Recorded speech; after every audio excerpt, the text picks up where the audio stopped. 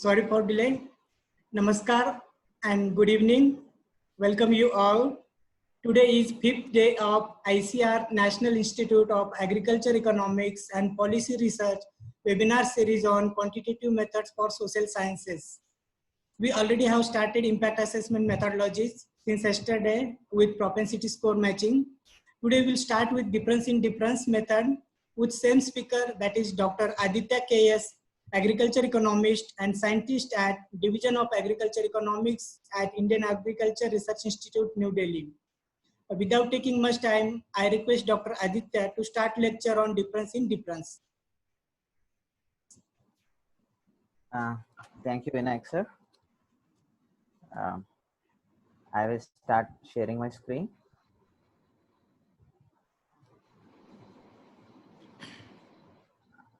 I hope the slides are visible, Vinayak sir. Yes, visible. You can go. Okay.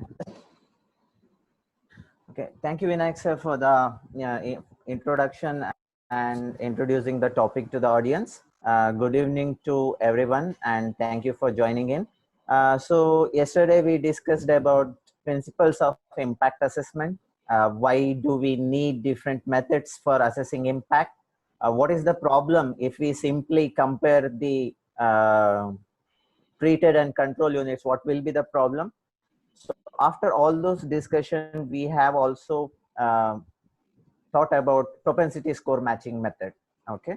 So in today's class, we will be discussing about another method, that is difference in difference method. So it will be an introductory session, and let me start with brief pointers on what to expect in this session.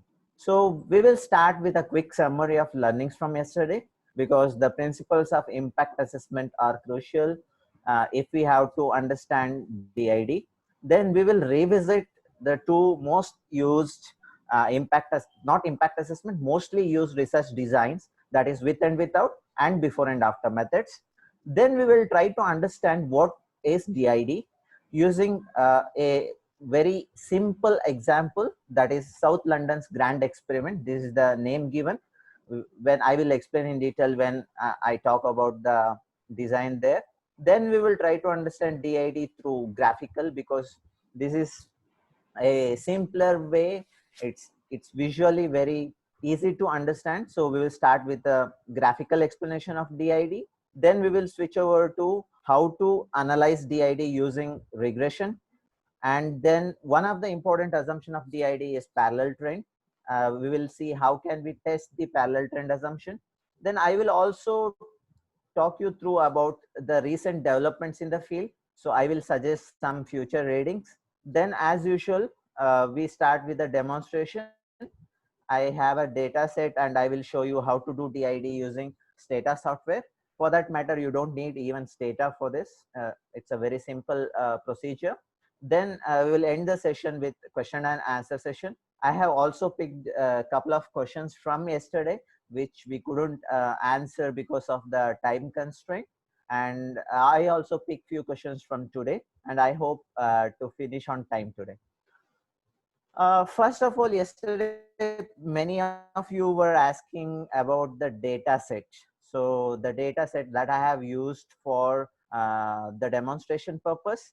So you can simply Google it, Handbook of Impact Evaluation, World Bank, Kandkar 2010. So if you Google it, the first link that you see is from the World Bank openknowledge.org. So if you click on that particular link, by the way, link is also shared in a Zoom chat. So you can see the link, or else you can simply search in Google, and this is the page which will open. And when you open the site, so you can simply scroll down. So this is this site when it opened, Open Knowledge Repository, Handbook of Impact Evaluation, Quantitative Methods and Practice. And when you scroll down, so there is a link for data sets. Okay. If you click on that link, so a separate window will open. In that separate window, Handbook of Impact Evaluation. So there is studies, its description, there is documentation, data description, as well as a tab to get microdata.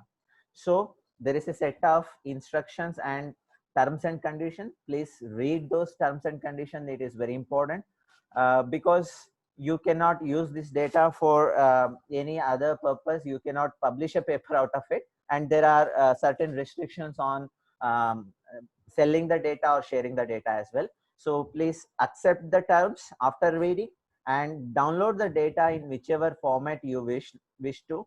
It's available in ASCII, it's available in Stata. So whichever the data format that you select, you can download the entire data set in zip file.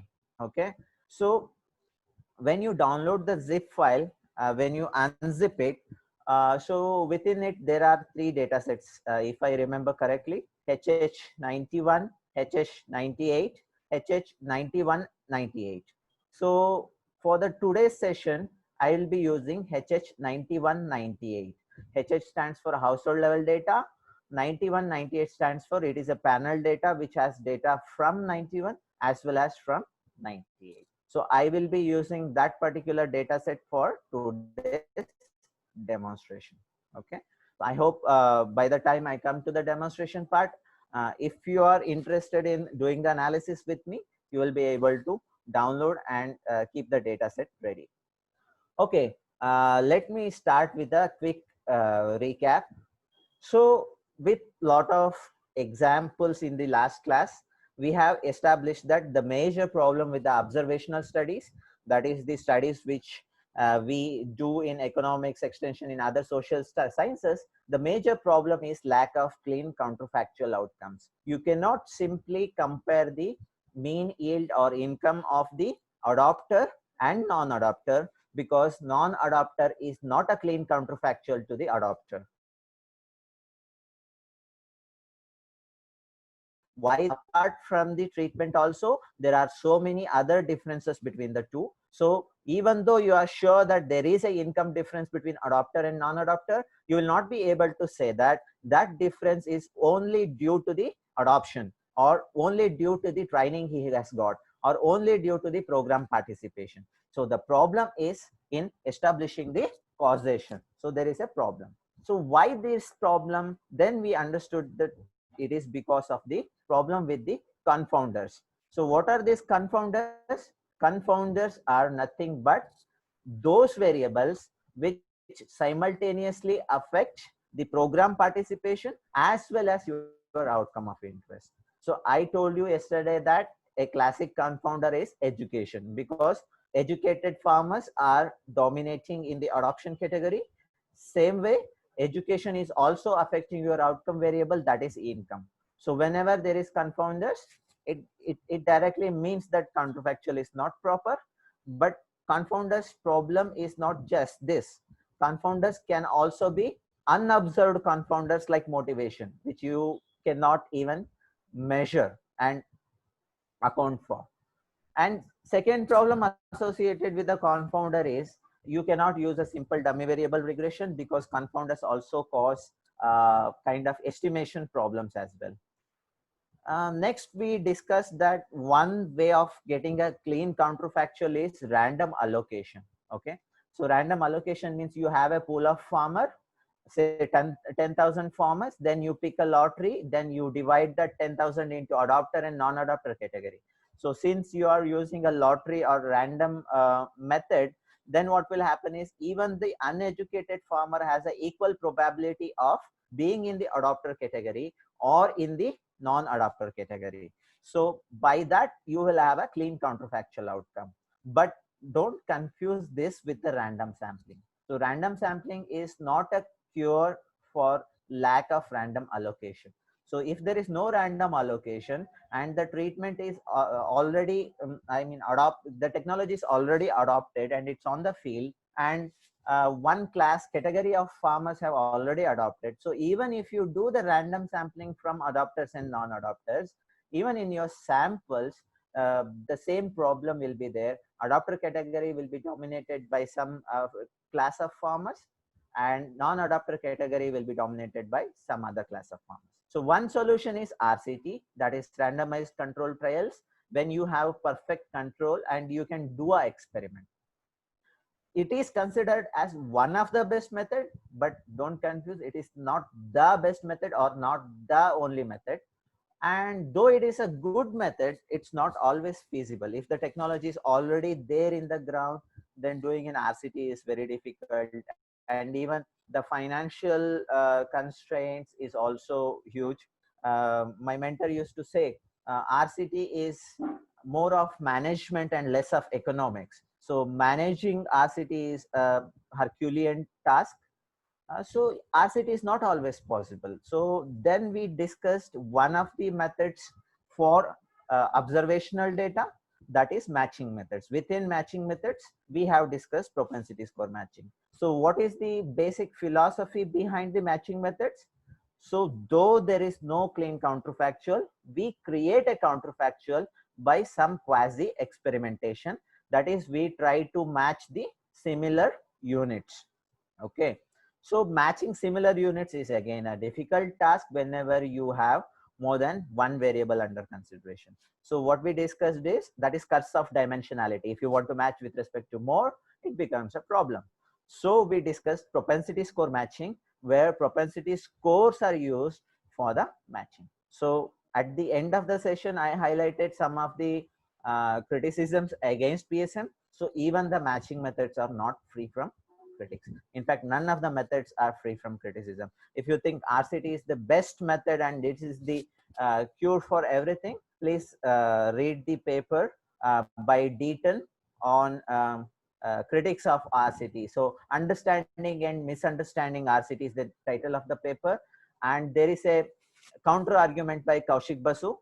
So it's a very interesting read if you are interested in knowing more about RCT. So none of the methods is free from criticism, and so we will move on to a next method, that is difference in difference. But directly before going directly into the crux of what is DID, let me go back to the most commonly used design, that is evaluation with and without control. Now you have a graph in front of you. Carefully observe the graph.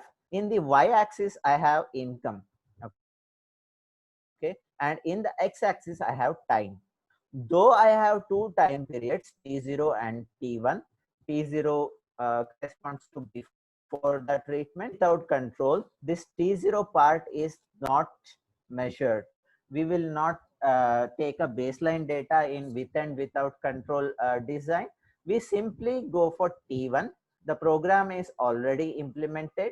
So we have participants, a group of farmers who participated in a particular program, and group of farmers who did not participate in the program. So we have non-participants, we have participants.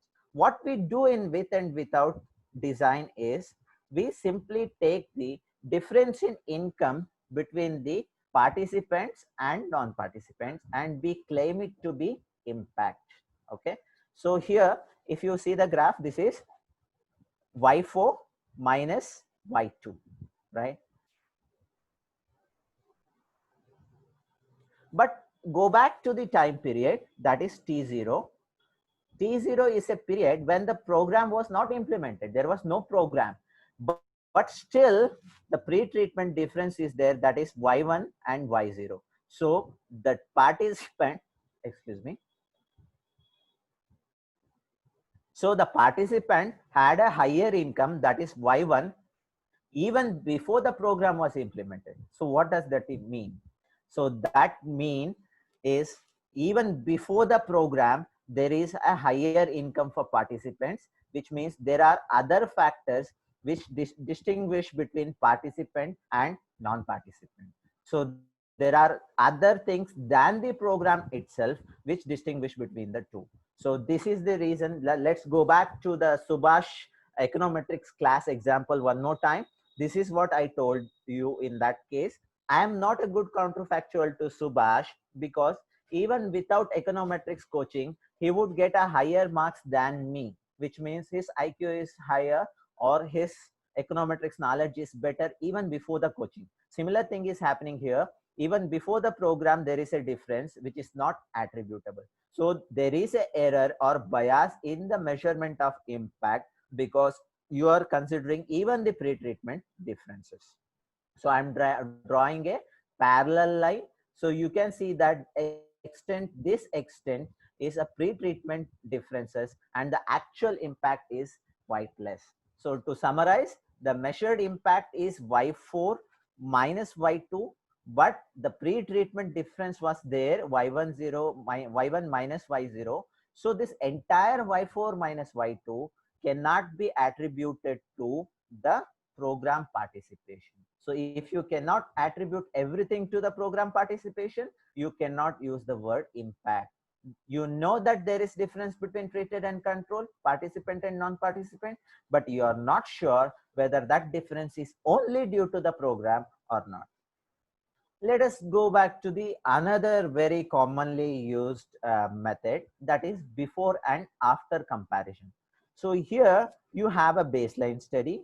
Okay, remember, in before and after comparison there is only participants, you don't take data from non-participants, and you measure the income level at the baseline, let us call it as Y0, and at the end of the program, or say 3 or 4 years after the program is conducted or carried out on the field, then you measure the income again, that is you call it as Y2. And what you do is you simply take the difference between Y2 and Y0 and claim it to be impact. Okay, so again this is wrong, because in this 4 years time many things might have changed. So economic variables usually follow a trend, so they usually increase over a period of time, particularly income increases over a period of time because so many other things also change, infrastructure develops, there is so many things that happen within a individual household. So you cannot claim that this entire difference over the 4 years time period that you are considering is exclusively due to the participation in the program, because many things might have changed. So the dotted line, what it represents is, even without program participation, the income might have increased to the level of Y1. So if you measure the entire thing as income or impact, then it is wrong. Y2 minus Y0 is not the impact, because there is an effect of trend that equivalents to Y1 minus Y0, and the actual impact is much lesser than what you measured with before and after comparison. So what I'm trying to establish with these two examples is that you cannot simply compare with and without, you cannot simply compare before and after. If I recall, yesterday someone was asking, what if you can measure Subhash's econometrics test scores before he takes the test and measure it again after he takes the test? The problem is the element of time. And during that 1 year time period, he might have read mostly harmless econometrics textbook. So the improvement in the score may not be due to the training at all, but because of his reading of a new book, or he has become 1 year more experienced, 1 year more mature. So because of that also, the econometrics test scores might have improved. So the attribution is again a problem because of the effect of trend or time. So my summary till now is, before and after, with and without, both methods will have some element of bias. Okay, so let us move to 1850s. Okay, this is a case that I picked from 1850s, the case of cholera in London. This is a very famous natural experiment. In 1850s, London suffered from severe case of cholera, but at that time the exact cause of cholera was not known.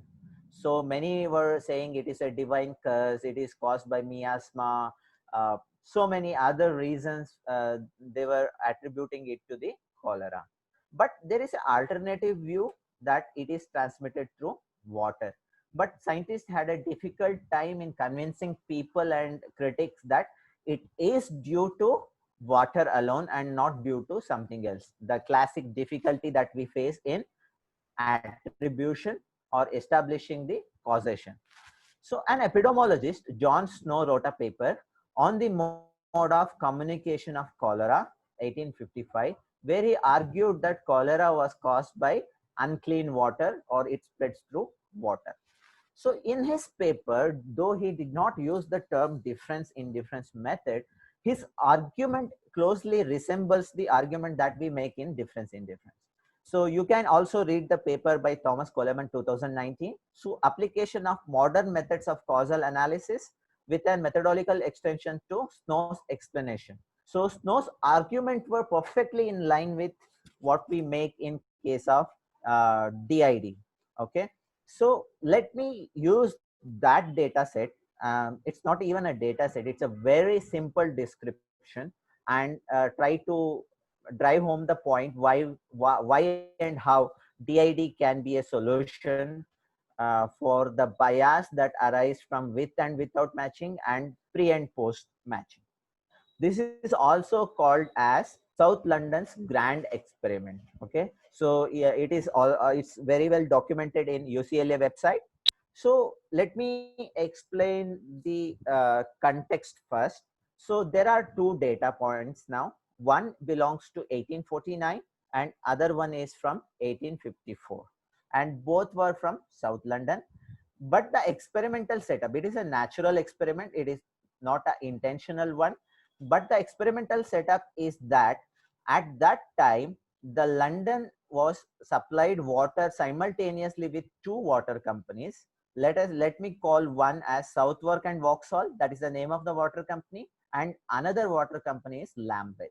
So I'm using different color combinations here. I'm using red for Southwark and Vauxhall and green for the Lambeth. Okay, this is because, so in 1854, sorry, in before 1854, that is 1852 itself, the Lambeth Water Company moved its pump 22 miles upstream, which means they started pumping clean water, whereas Southwark and Vauxhall continued to pump the dirty water. So the difference between Southwark and the Lambeth is that Lambeth started to supply clean water after 1852, but Southwark and Vauxhall continued with the same source of water even in 1849 and 1854. This is the experimental setup. This is not a experiment per se, but this is a natural experiment. So now, what is the effect of clean water on cholera death rate? So this is the data we have, and we want to analyze this data now. So the data pertains to 2 years, 1849 and 1854, and it belongs to the two companies, Lambeth and Vauxhall and Southwark. Let me explain the experimental setup one more time.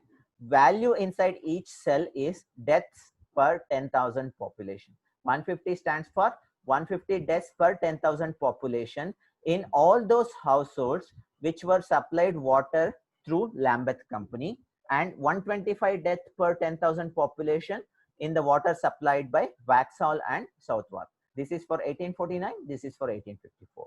The treatment is clean water. We are trying to assess the impact of clean water on death rates. Okay, and who is the treatment unit here? The Lambeth Water in 1854 was supplying the clean water. In 1849, both the companies were supplying dirty water. I hope I am clear. I won't repeat it again in the future course. Lambeth stands for clean water, but only in 1854. But in 1849, both the companies were supplying dirty water. Now you want to assess the effect of clean water in reducing the death rate. So this is my favorite definition. Let us bring it back. So from the theory of causal inference, yesterday I have explained that impact is nothing but expected value of yi1 given treatment is equals to 1 minus expected value of yi0 given t is equals to 1. So it translates to, I am translating the same definition to the case of Lambeth and the water companies. So what is the death rate when Lambeth offered clean water minus what is the death rate when Lambeth offered dirty water pertaining to the same year 1854.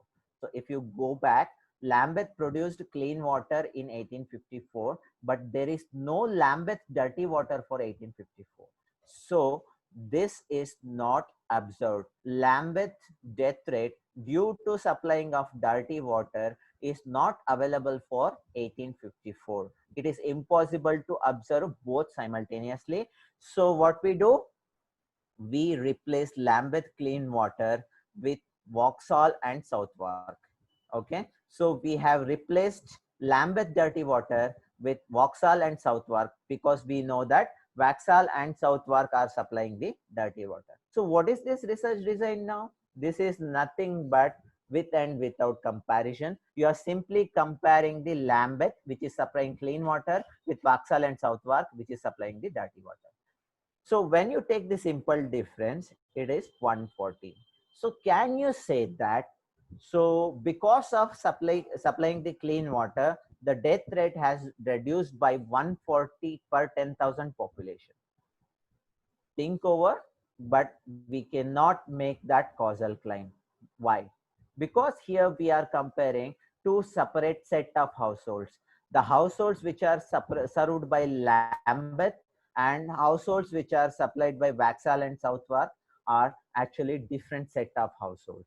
What if there is a difference in income between the households? For example, Lambeth is supplying water to very posh households which are rich households, and Vauxhall and Southwark is supplying to slum. So the difference in death rate could be simply due to the income or due to education or anything else. So observed effect cannot be attributed to water alone. Let us call this effect as composition effect or pre-treatment difference, or if you go back to yesterday's terminologies that we have been using, it's a kind of selection bias. Let us use another method that I explained just before and after method. So let us try an alternative method. Since in before and after method, we are comparing the same households, there won't be any selection bias or composition effect. So if you translate that into the formula, what will happen is expected value of deaths in Lambeth clean water in 1854 minus expected value of deaths in Lambeth dirty water, that is nothing but 1849. Here we are not bringing in V and S company. We are concerned only and only with Lambeth, but we are comparing 1854 value with 1849 value. Okay, let us do this. So Lambeth in 1849, the death was 150 per 10,000 population.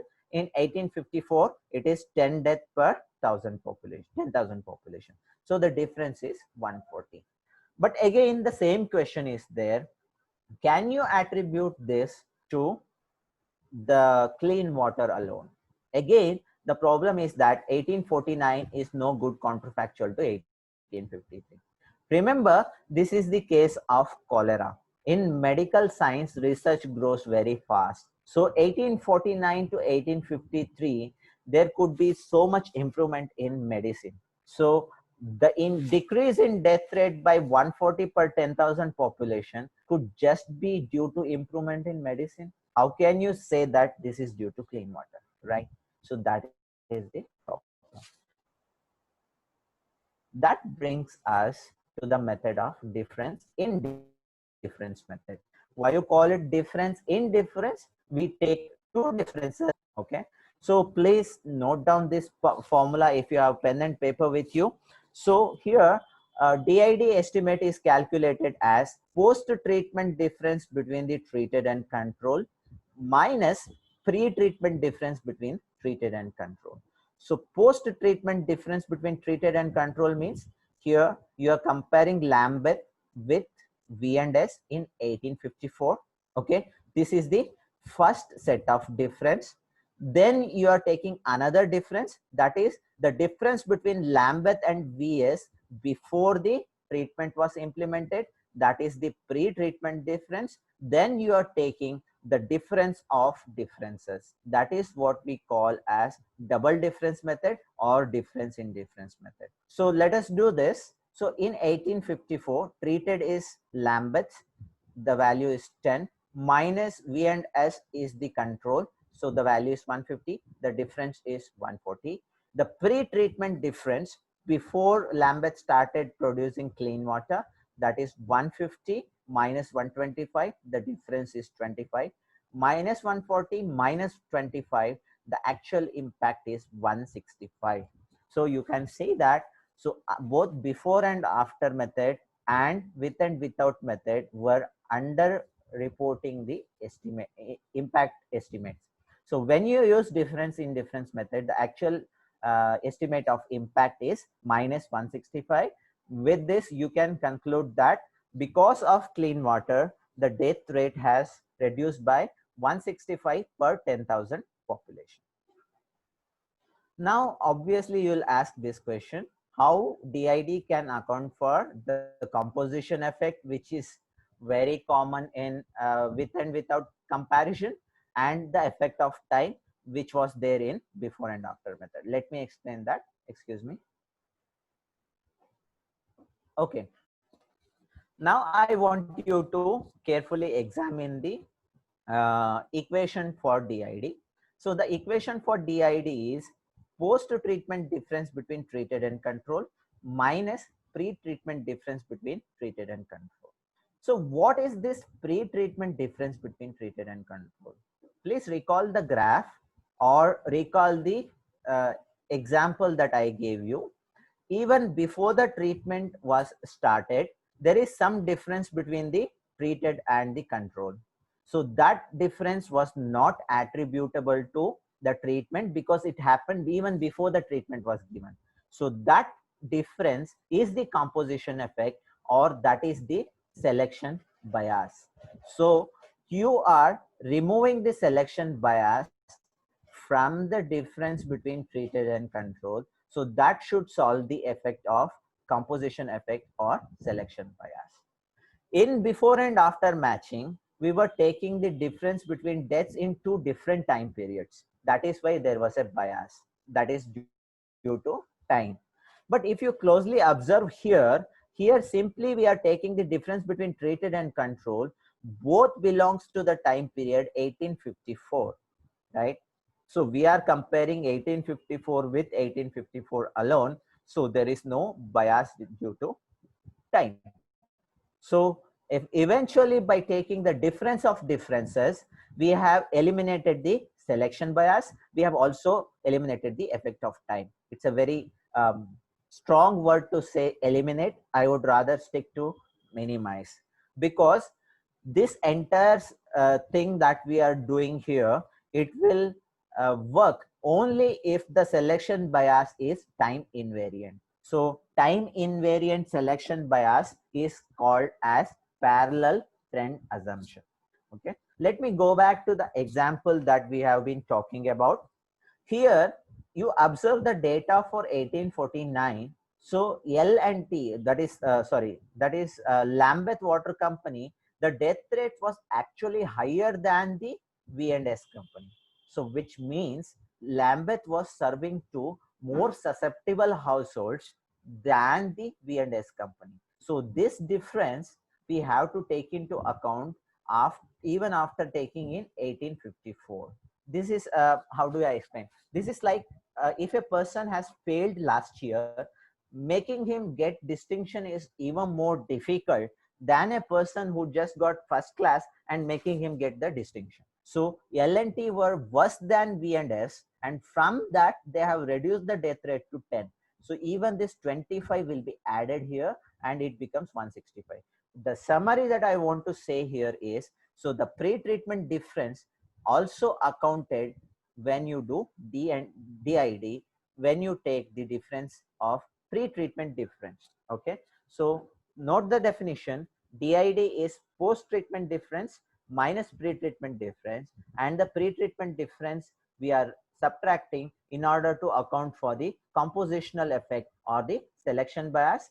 But also remember that this selection bias has to be time invariant, which we call as parallel trend assumption. But before going into the parallel trend assumption and how to estimate DID, let me go back to the same example that I have been using. Research question is to measure the impact of program participation on income. We collect a baseline data from farmers, that is before the program is being implemented. Let us call that as T0. We collect data after the treatment is implemented. Let us say that T1. And in the post period, the data is collected both from the participants and non-participants, which is important. So I'm combining all three graphs into one now. Initially, I explained to you about before and after matching, with and without matching. So let us do with and without first. So the impact is measured as difference between Y4 and Y2. That is the difference between the participants and non-participants, but there is a magnitude of bias, that is Y3 minus Y2. Why that is bias? Because that difference was there even when the program was not implemented. Okay, then I go for before and after comparison. So in before and after comparison, the impact is measured as Y4 minus Y1. So I take only the participant and I measure the final impact after the treatment is being implemented, that is Y4, and I subtract it with Y1. But again, there is an element of bias in it, because even without the program, it might have grown to some extent, the income might have grown to some extent. So there is an element of time involved in it. So next I'll come to DID. So what we do in DID is we take post treatment difference, that is Y4 minus Y2, and we remove the pre-treatment difference, that is Y1 minus Y0. So this is the first difference that we take, and this is the second difference we take, and this is what the impact that we get. So this is a graphical way of understanding DID. Now let us move on to how to estimate DID using a regression approach. Okay, so far we have been talking about taking the mean values of outcomes and a simple comparison using arithmetic. But when you have a household level data and you should have data of baseline, then it is always better to go for regression approach, where you can control for many other variables as well, and you can also test your parallel trend assumption. Let us continue with the example that I have. Let us assume that Y is your outcome and it is income. And remember that we have a baseline survey and also a survey where we carried out the survey after the intervention, and we have both adopters as well as non-adopters. So we have both adopter and non-adopter. So regression, in the regression design, we need two intercept dummies. First dummy will be for technology or adoption. So this dummy will be telling you which households adopted the technology and which households did not adopt the technology. There should be a second dummy. Let us call that as time dummy. So that time dummy will be for pre and post. If the data pertains to baseline, let us call it as pre, and this variable will take the value 0. And if it is for the post period means after the intervention, then it will take the value 1. Okay, and you need to multiply these two dummy variables and create another dummy, that is interaction effect between the technology and time. Okay, so let me explain one more time. You have baseline data, you need after the intervention data, then you need to create two dummy variable. One dummy will be for adoption, that will take value of 1 if it is adopter, 0 if it is non-adopter. Then another dummy variable for time. For pre it will take value 0, for post it will take value 1. Then you multiply both and create an interaction effect. You run this model using panel data regression method, whether FE is fixed effect is suitable or random effect is suitable. Then most textbooks will tell you the coefficient of interaction term indicates impact, and many of the textbooks won't tell you how. You know the formula of DID when you do it tabular way, that is post treatment difference minus pre-treatment difference. But when you do regression, how does the interaction term indicates the impact? They say simply intuition. So I scratched my head behind this intuition, and it took some time for me to understand. So let me explain that part as well. So let us uh, uh, put the entire thing into equation perspective so that it will be easy for us. So this is the equation that we are interested to estimate. Yi is equals to beta naught plus beta 1 capital T, beta 2 TR, and beta 3 T multiplied by TR. If you remember from last slide, we have two dummies and one interaction term plus other control variables. Let us forget the control variables for now. So this T is an intercept dummy for treatment. It will take the value of 1 if the observation is from the treated or adopter category. And we have another dummy, that is TR, that is for the time or trend, which will take the value of 1 if the observation is recorded after the intervention or post intervention period or post adoption period, 0 otherwise. I request all of you to have a pen and paper and do this with me. So now the DID estimate is post-treatment difference minus pre-treatment difference. So if you see the graph here, this is Y4 minus Y3 minus Y2 minus Y1. So I think by this time you are very clear why I'm doing this. Okay, so what is this Y1? So I don't want this to remain in the form of an expression or equation. Let us translate into literary expression. Okay, so what is this Y1? Y1 is income of control group, that I think you are already sure about, and the time period is T0. Okay, so the dummy variable for treatment should take the value 0 because it is from the control group. So the capital T should be 0, and it is before treatment. So even the TR should be 0 because this is a dummy variable for pre and post. For 3 it has to be 0. Can you substitute T is equals to 0 and TR is equal to 0 in the regression equation? So if you do that with me, then Y1 is equals to beta naught. Okay, so all these things will become 0, and what is left for you is Yi is nothing but intercept. Okay, please note it down. Y1 is equals to beta naught. Y1 is equals to beta naught. Then what is Y2?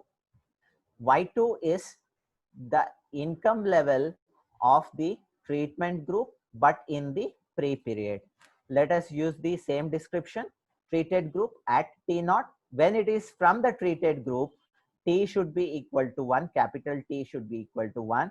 This is pre-treatment period, so TR should be equal to 0. So if it is from pre-treated period, TR should be equal to 0.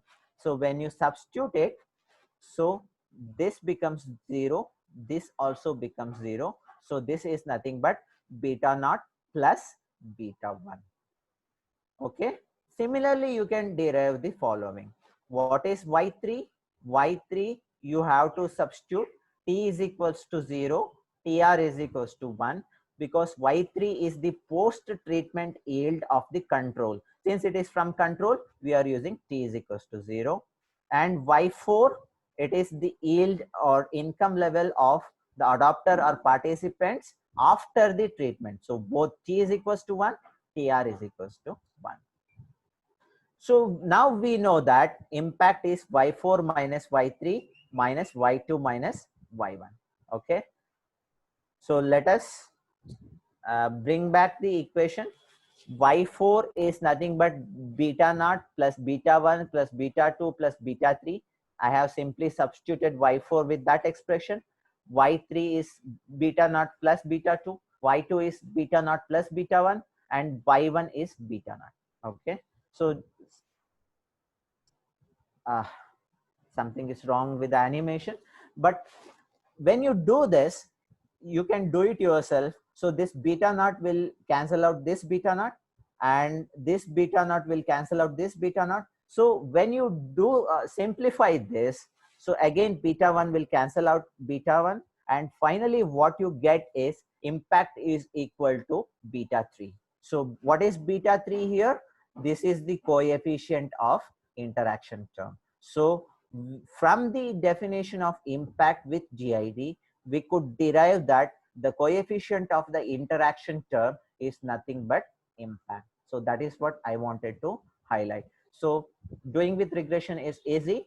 You need a baseline data, you need after data, after the intervention data, you need two dummy. One is for treatment, one is for pre and post. Then you need an interaction, and coefficient of interaction is your impact. But the most important part of this, any papers published without testing the parallel trend assumption.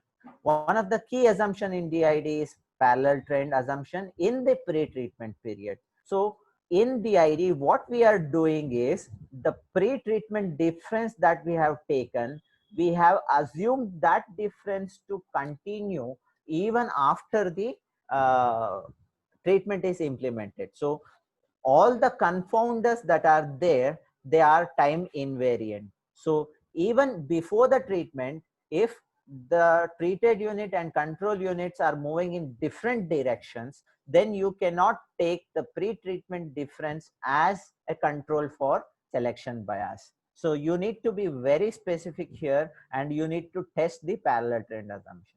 But there is a complication here. If you just have one baseline data, how can you test the parallel trend assumption? If you want to know whether 3 points are moving parallelly or not, you need at least 3 or 4 data points. So you need a longer panel, just not a baseline data and post-intervention data. Okay. Again, to test this parallel trend assumption, you need data before the treatment period. So before the treatment period, whether the treated and control units are moving parallelly or not moving parallelly, that you need to test. One easiest approach that you have is just graph the two outcome variables in the pre-period, both for the treated and control, and see if the households are moving in the same direction or not. So this is one example I'm showing you. So this is here in x-axis I have months, and in the y-axis I have agrochemical sales. So you can see that both the treatment and the control are moving almost parallelly. You need not to have a very parallel, perfect parallel. That's not possible. But a parallel trend is being followed, right? So this is, remember, this is before the treatment is being implemented, they are moving parallelly. If this line is moving this way and the brown one is moving downward, then that difference is not a constant one. The confounders are not time irrelevant. The confounders are changing with time. The selection bias is also changing with time. So from the post-treatment difference, you cannot simply take away the pre-treatment difference and claim it to be selection bias. Excuse me. So what is placebo? Placebo is nothing but falsification test. Placebo is a term which is very commonly used in medical sciences. In medical sciences, they say that when you take the tablet, you will be cured. But the effect is not only due to the effect of chemical in the tablet, but because the satisfaction that you have, the confidence that you get that I have taken the tablet and I'm all right. So that is placebo. To test the parallel trend assumption, graphical approach is one. Alternate approach is a placebo test. There are many different kinds of placebo tests. Amongst those methods, I'm highlighting just one method. So this is the regular DID equation you have here. Take the data only for the pre-intervention period. Remember, for the pre-intervention period, your TR value will become 0. Okay. So replace this TR value with a continuous variable for time, which means for the first year, TR will be 1.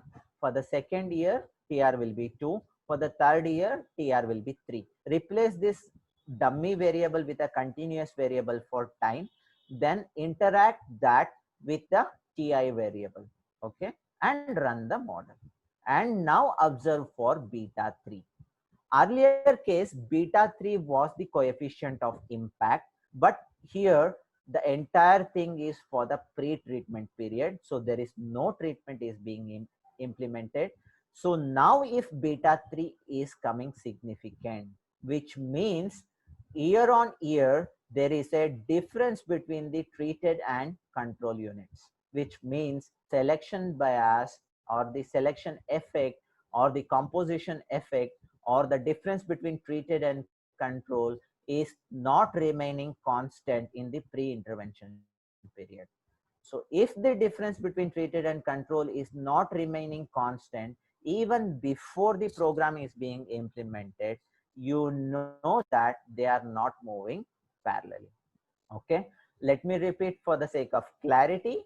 You do the same equation as that of a DID, but you take only the before intervention period. You replace the trend variable with a variable which takes continuous variable, continuous value for time, that is 0, 1, 2, 3, 4, and you interact and you observe for the interaction effect, that is beta 3. If it turns out to be statistically significant, you know that they are not moving parallelly and you cannot use DID. The alternate approach, if this test is not satisfied, which means the effect are significant and you know that the specification bias or the confounders are not time invariant, then there are many approaches are being suggested. One of the approach is to go for PSM DID, which is a hybrid method. You use PSM as well as DID, or you make your effects more robust by adding one more group, that is called triple difference method. Not double difference, it is triple difference method. Let me summarize. First step, test the parallel trend assumption. Next, create two dummy variable, one for treatment participation, second for pre and post.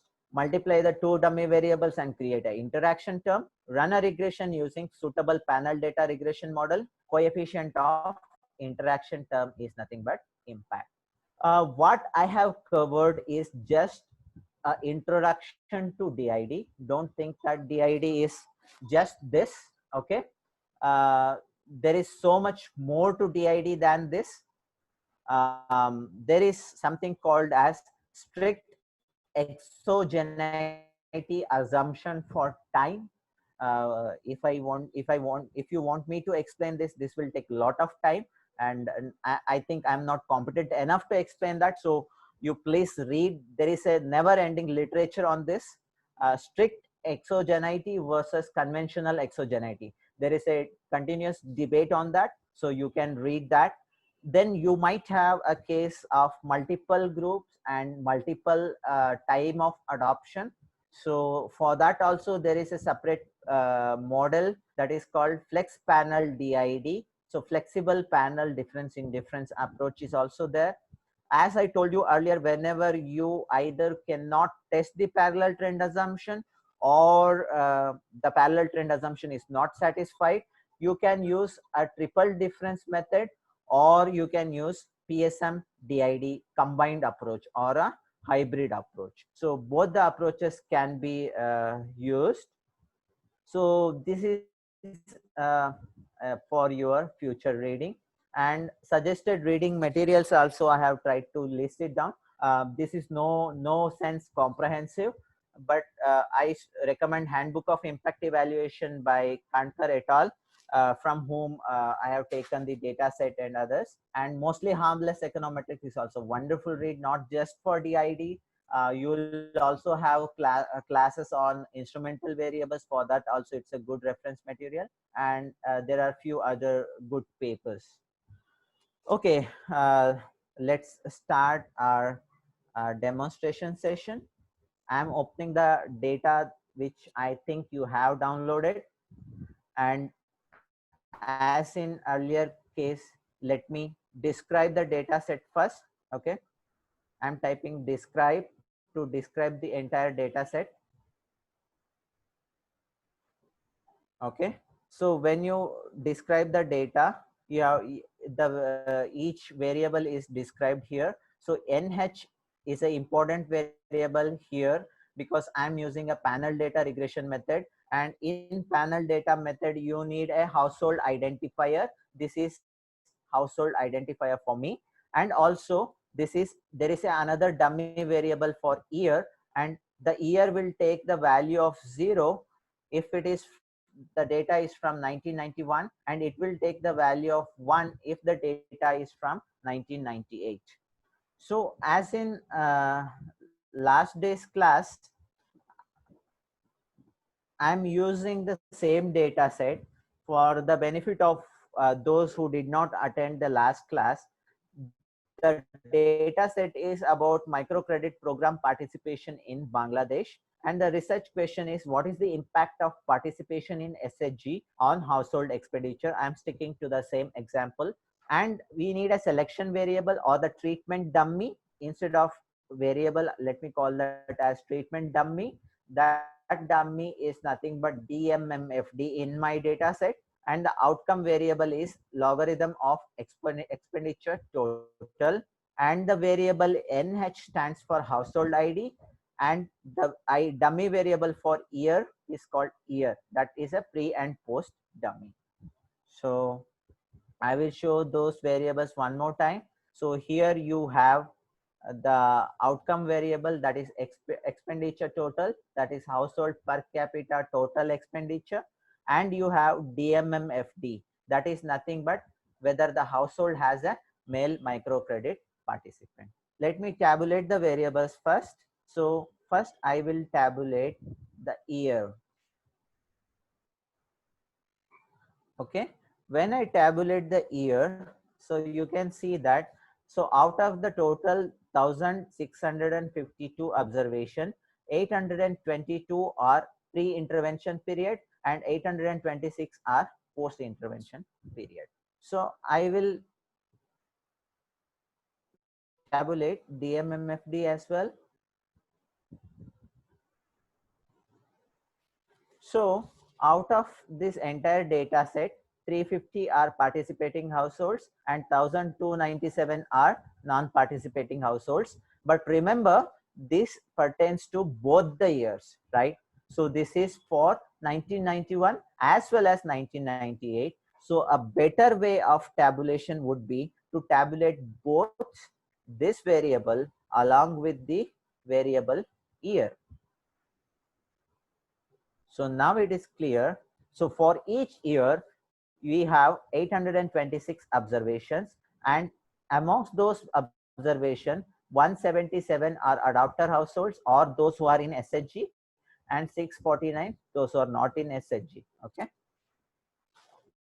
Now, whenever you open a panel data in Stata, so first thing is you have to define it as a panel. Okay. Otherwise, Stata will recognize it as a normal cross-sectional data. First thing is to define a panel. Let me open my do file for you. Okay. So the command for defining it is as a panel is XT-set. XT stands for panel. Set means you're asking the Stata to define this entire data set as a panel. The first variable is the repeating unit, that is nothing but household ID, and the second part of your command has to be a variable which indicates the year. So let me run the model and now see the result. So the panel variable is your household identifier, that is NH.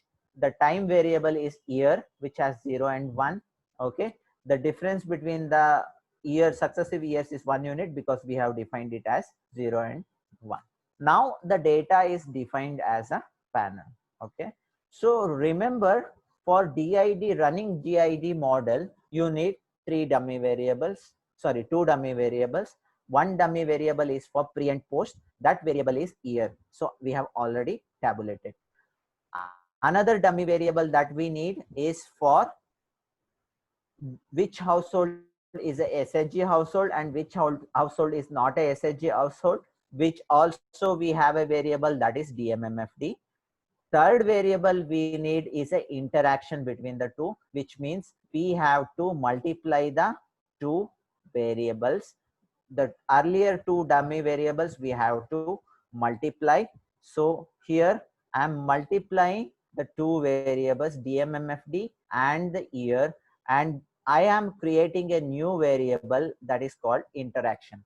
So gen is a command for creating a new variable. I am asking Stata to create a new variable. The name of the variable is interaction, which will be equal to the product of earlier two dummy variable. DMMFD is for the treatment, year is for pre and post. So now I have created a new variable. That variable will be displayed in the list of variable that you can see here. So now I have created a new dummy variable. Okay. So once I have the dummy variables ready, the next thing I have to do is run the regression. But in panel data regression methods, there are two regression methods. You have the option of running two regression methods. One is called as fixed effect model and another one is called random effect model. So there is a separate session on fixed effect model versus random effect model, that is panel data regression models. I think Ranjit sir will be talking to you about this, and I don't want to explain in detail about the two models, but for the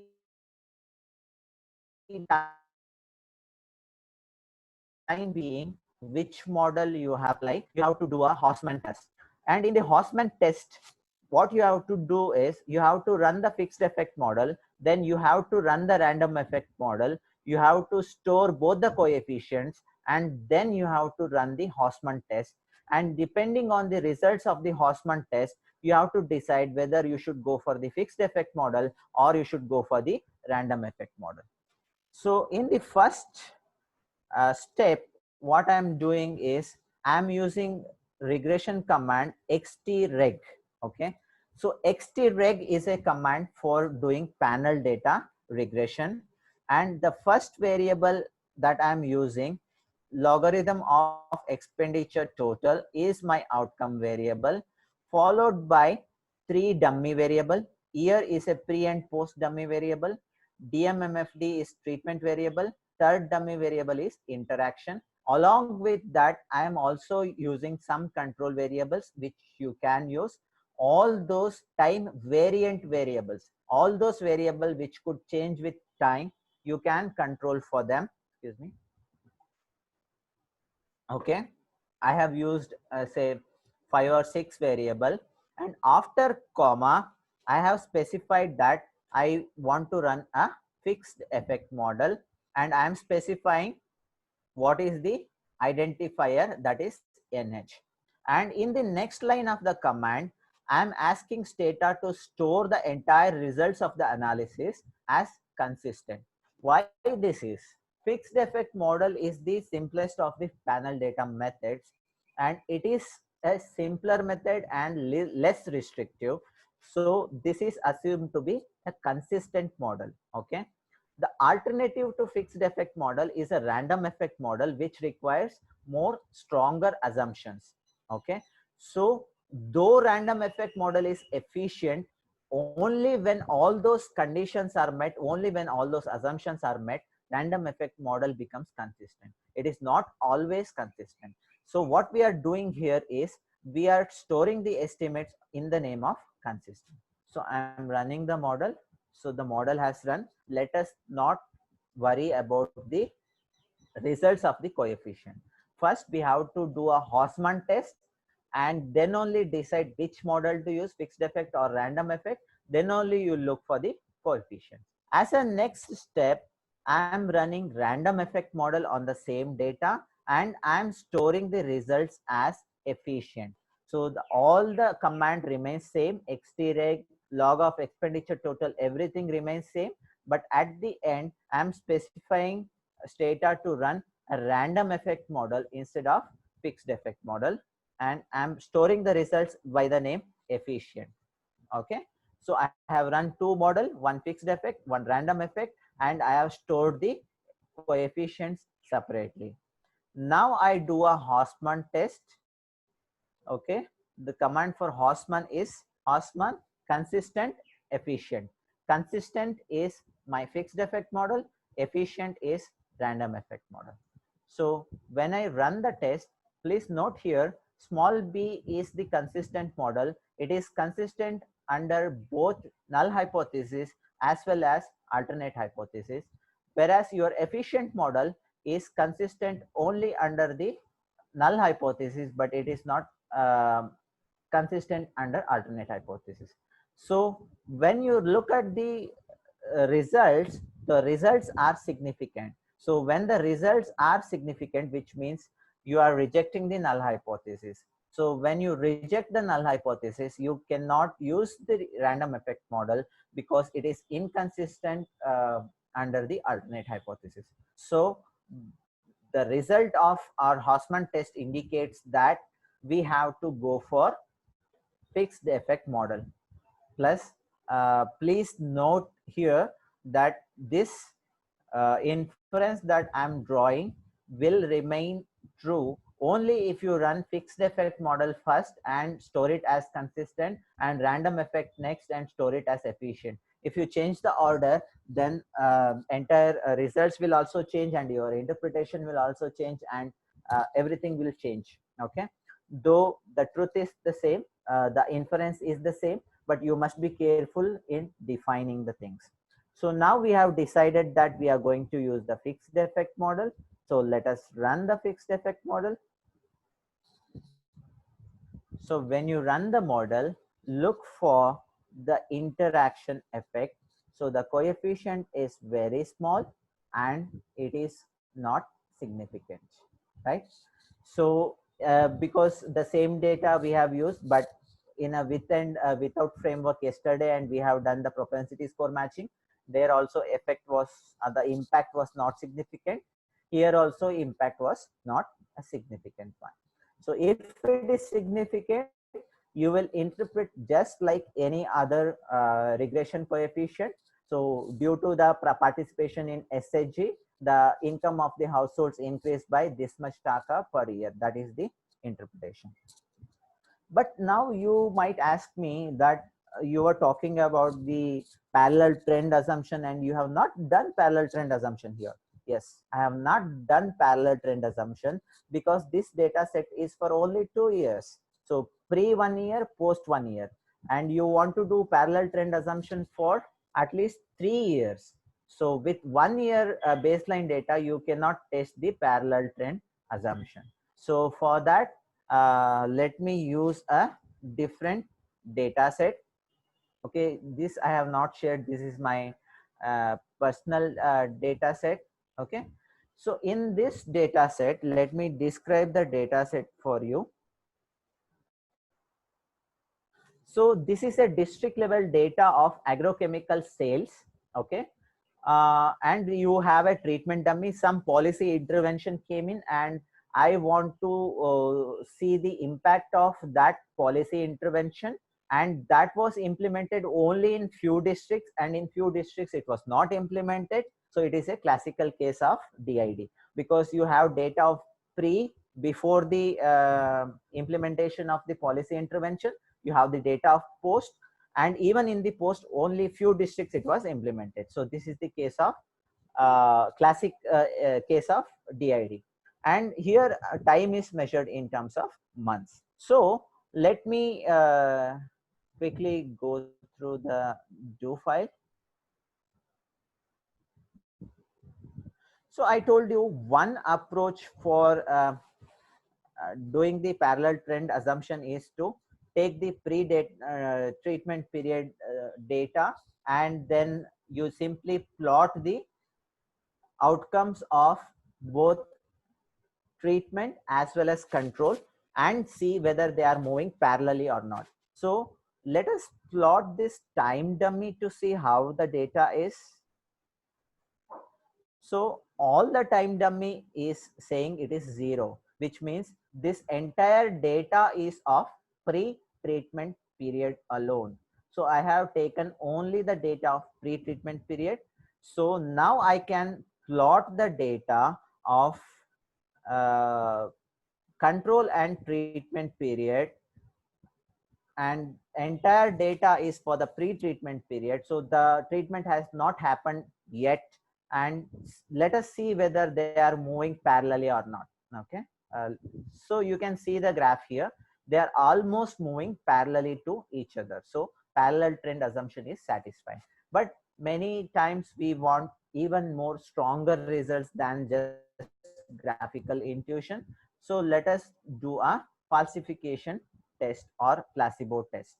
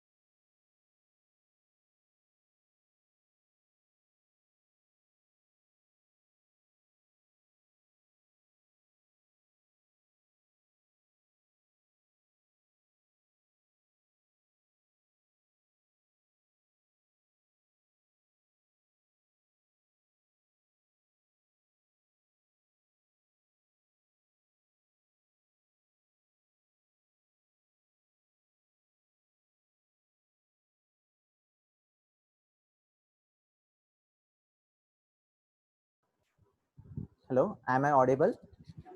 Yes, yes. Sorry, there was some internet issues. Okay, I think let's get back to the description that we have. So what I'm trying to do here is I'm trying to create a new variable, placebo interaction, by multiplying the treatment dummy with the continuous dummy, that is time. Okay, so I have created the new variable now, and with that new variable I will run the same model again. Remember, in the falsification Doctor, test, you can share your screen. oh sorry, Yeah.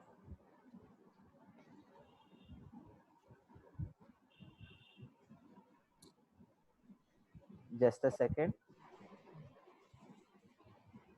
Is the screen visible now? Yes, yes. Okay. Okay, so sorry for the interruption, some internet issues. So here what we have is, we are doing the same regression model, the xtreg command we are using a fixed effect model. So instead of actual interaction term, we are using a placebo interaction term. And if the coefficient of placebo interaction term is significant, then the assumption of parallel trend is violated. So now you can, now I will zoom in, and you can see that the placebo interaction term is not significant. So which means the parallel trend assumption is satisfied. So now you can use this data set for the next part of the analysis, that you can use the DID model here. Okay, that finish the description. But before handing it over to the organizers, let me answer a few quick questions from yesterday. The first question was on heteroscedasticity and multicollinearity in propensity score matching. Yesterday only I answered the question, but I thought let me add few more points to it. If you go back to Econometrics 101, the major issue with heteroscedasticity and multicollinearity is felt in the error term, and it affects only the what you call hypothesis testing. But if you recall my talk yesterday, in the probit model that we are using for the estimation of propensity scores, we are not concerned about hypothesis testing. We are not concerned about which variable is significant, which is not. So heteroscedasticity and multicollinearity are not a very serious issue. If there is multicollinearity is 100%, then definitely it's an issue. Otherwise, you need not to worry about it. Second question is about what is the sample size good enough for impact studies? The short answer is I cannot give you an exact answer, and the long answer is that you need to go for power calculation. Each design is very different from each other, and each study is very different. So you need to calculate the actual sample size that you need depending on the parameters you have. So power calculation is a must for impact studies. And how to assess impact when the adoption rate is 100%? First of all, it's very rare to see 100% adoption in any case. And even if there is 100% adoption, the 100% adoption will not take place at a particular instance of time. Over the years, it might go to near to 100%. So you have to do the impact assessment before it reaches the 100% adoption. If it is already 100%, it's really tough to do an impact assessment. You have to use some macro level approaches like economic surplus approach or something of that kind, which is the best method of impact assessment for my study. So I have been flooded with many questions, mails regarding which is the best method of impact assessment. Unfortunately, I also don't know which is the best method of impact assessment. So every method has its own advantages and its own disadvantages. So my sincere advice to you is you have to understand all the methods that are there. Then only you can decide which method is suitable for your case. I cannot give you a blanket recommendation that for this you can do this, for this you can do that. So that's not possible. So if you want to know which method is best for you, then you have to understand all the methods. Then only you can make that call. Thanks to Subhash and Bhuvana for um, helping me to get these questions and for noting it down and giving it to me. And now I hand over the session to Vinayak sir. So if you can pick few questions and we can answer them. I think some questions are there from Facebook also. Dr. Abhimanyu, kindly unmute yourself and Thanks, sir. Should I start? yes, you can. Yeah, Start. Subhash, please. Dr. Subhash, you can start. So, like, Abril has asked a question on which method to use if you don't know what's a procedure in which the beneficiaries are selected.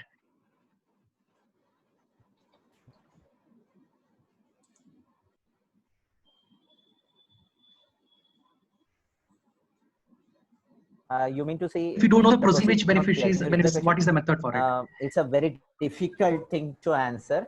But one thing that you can always do is whenever you don't know how the beneficiaries are selected in a program, you can always go for a simple t-test to know whether the beneficiaries and non-beneficiaries are similar or they're different.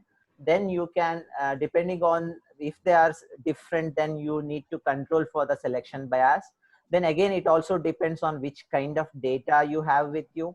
If you have a panel, then you can think of controlling for it using DID or PSM DID. If you don't have a panel, then you have to go for PSM. So it all very contextual to say, but one advice is you can always go for a t-test between treated and control and see. There is another question: what is the applicability of DID in case of phased implementation of project? So if there are like different. So the, in between in the future readings, I have listed that so multi-period DID, which means the implementation happens in different phases. That is also possible. And even without using the data command of flex DID, there are other ways of doing it also. Yeah, it is possible. There is another, like, the common question we get is like, what is the sample size for DID?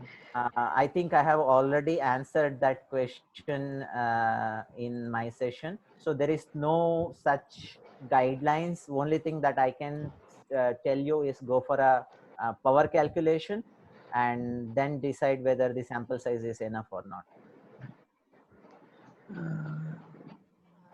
Dr. Abhimanyu, some questions from Facebook. Vinayak, we already compiled question from Facebook and I have shared with Dr. Subhas. So he is asking, there are common questions. Sir. Okay, many common questions are there. Yes. So Yes, if I'm not able to answer all the questions, you can send the questions to the organizers or to me. I'll be happy to help. I won't promise you that I will attend all your questions today itself, but definitely I will respond. Sorry for many of your mails I couldn't answer yesterday. Give me some time, I will respond. Is there a space for another question? Yeah, please. Yeah, so there's a question, should we use sampling weights while estimating the DID equation? Sampling weights can be used. So whenever your study uses a sampling design, it's always good to use sampling weights to control for the sampling distribution you have, and this will help you in generalizing the results of your study. It's a good procedure to have. Yeah. There's another question on, like, to do parallel trend assumption, do we need to do both graphical test and placebo test? Again, short answer is probably yes, because when you do research, the question will be to how do you make sure that your results are robust, and this is required not only for your confidence, but this is also required to convince the referee of the journal where you are sending it for publication. So if you have both, it's better.